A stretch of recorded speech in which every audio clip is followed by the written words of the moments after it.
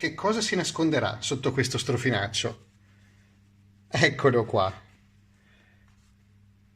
Il pane pita, morbidissimo, di origine medio orientale, tipico della Grecia e dei paesi del Medio Oriente, facilissimo da preparare e gustosissimo da mangiare. Lo potete mangiare sia all'italiana, farcendolo con degli affettati, oppure potete gustarvelo insieme a qualche ricetta che vi ricorda il Medio Oriente, come il baba ganoush o tanto tanto altro.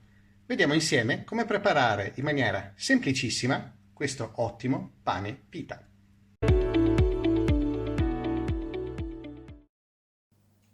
Ed ecco qua gli ingredienti che ci serviranno per preparare il nostro pane pita. 500 g di farina 00, 300 ml di acqua, un cucchiaio di olio extravergine d'oliva, 12 g di lievito di birra fresco, 10 g di sale e un cucchiaino di zucchero che io ho già unito alla mia farina. Vediamo adesso come mettere insieme questi ingredienti per preparare questo gustosissimo e morbidissimo pane pita. Per prima cosa attiviamo il nostro lievito.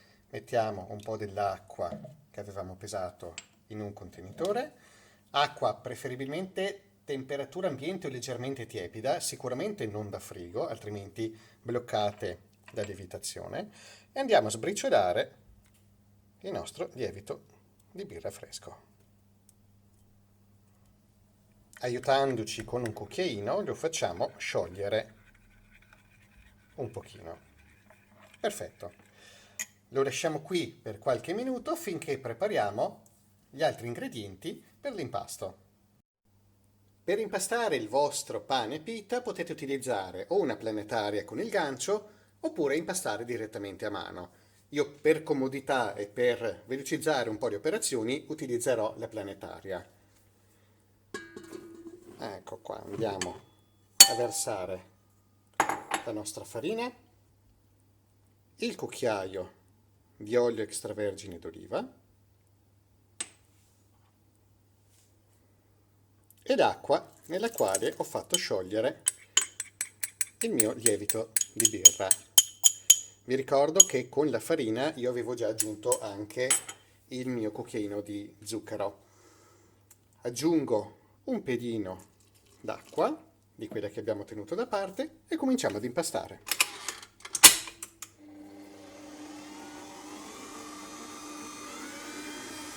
Man mano che l'acqua viene assorbita dall'impasto andiamo ad aggiungere l'acqua rimanente, un po' alla volta, e teniamo per ultimo il sale. Il nostro impasto, farina ed acqua sono stati incorporati per bene. Vedete come è pulita la ciotola intorno al gancio, l'impasto ha tirato su bene ed amalgamato tutta la farina e tutta l'acqua. Andiamo ad aggiungere adesso i nostri 10 grammi di zucchero e completiamo l'impasto. Il nostro impasto è pronto. Adesso dobbiamo farlo lievitare.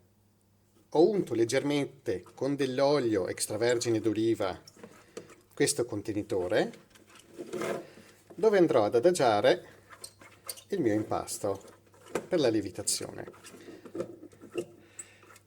Ecco qua, perfetto.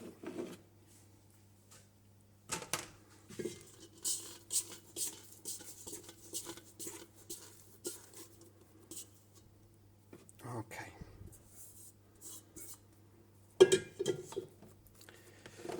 Io utilizzo questi contenitori trasparenti perché sono comodissimi per le fasi di lievitazione.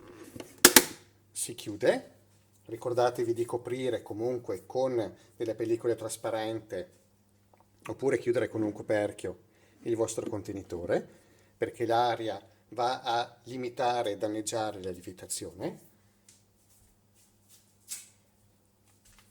Ed in più con questo tipo di contenitori riesco, essendo trasparente, riesco a mettermi più o meno un indicatore di dov'era la pasta quando l'ho messa all'interno del contenitore.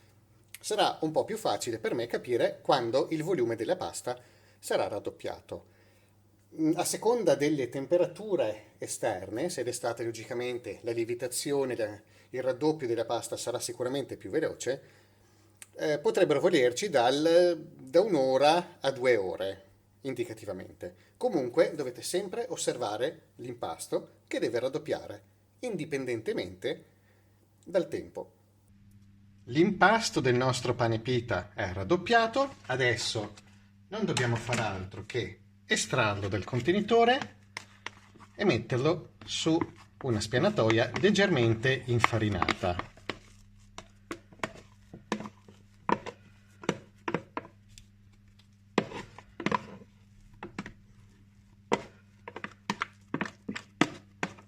Ecco qua. Adesso dobbiamo dividere l'impasto in 8 parti, più o meno logicamente uguali. Non è necessario che sia una cosa precisissima, però indicativamente. Eccolo qua. Quindi con le dosi che vi ho indicato poco fa, riuscirete a preparare 8 pezzi di pane pita. Una volta diviso il nostro impasto, non dobbiamo fare altro che prendere e formare delle palline. Eccole qua. Formiamo le palline. Una volta formate tutte, le andiamo a stendere con un mattarello ed ottenere un cerchio di pasta di circa 20 cm di diametro. Ho diviso il mio impasto, comincio adesso a stendere il mio pezzo di pane pita.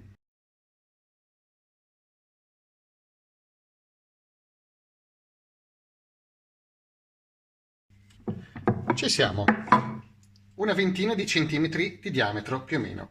Adesso prendiamo una padella antiaderente o una crepiera, la scaldiamo bene, mettiamo un filo d'olio, togliamo con un foglio di carta da cucina l'olio in eccesso e poi cominciamo a cuocere la nostra pita. Il segreto della morbidezza del pane pita sta nella cottura, ovvero nel momento in cui sarà cotto, lo cuciniamo un po' da una parte, un qualche minuto dall'altra parte, lo dovete poi adagiare su un piatto e lo andremo a coprire con un canovaccio asciutto e pulito. Teniamo in questa maniera tutta l'umidità che viene sprigionata dal nostro pane all'interno di questa specie di capannina finché il pane si sta raffreddando. Questo permette di mantenere il pane pita molto morbido e ideale per essere piegato, arrotolato, farcito in tantissime maniere. Stendo un po' l'olio e tolgo quello in eccesso dalla padella. Ecco qua. Ed adagio la mia prima pita. Quando comincerà a gonfiarsi, vuol dire che è il momento di girarla. Vedete che è cominciato a gonfiarsi, è arrivato il momento di girarla. Ecco qua. Un altro paio di minuti e la nostra pita sarà pronta. La nostra prima pita è pronta, la spostiamo sul piatto e la copriamo immediatamente con lo strofinaccio. Ecco qua. Anche se è doppio va ancora meglio, trattiene ancora di più l'umidità. Proseguiamo con la cottura delle altre. Ed eccolo qua nascosto il nostro pane pita. Guardate la morbidezza. Mi raccomando, tenetelo sempre coperto. Vi consiglio di portarlo anche a tavola direttamente coperto per mantenere al massimo la sua sofficità. Se vi è piaciuta questa ricetta mettete un bel like sotto al video ed iscrivetevi al canale per restare sempre aggiornati su tantissime ricette interessanti. Alla prossima!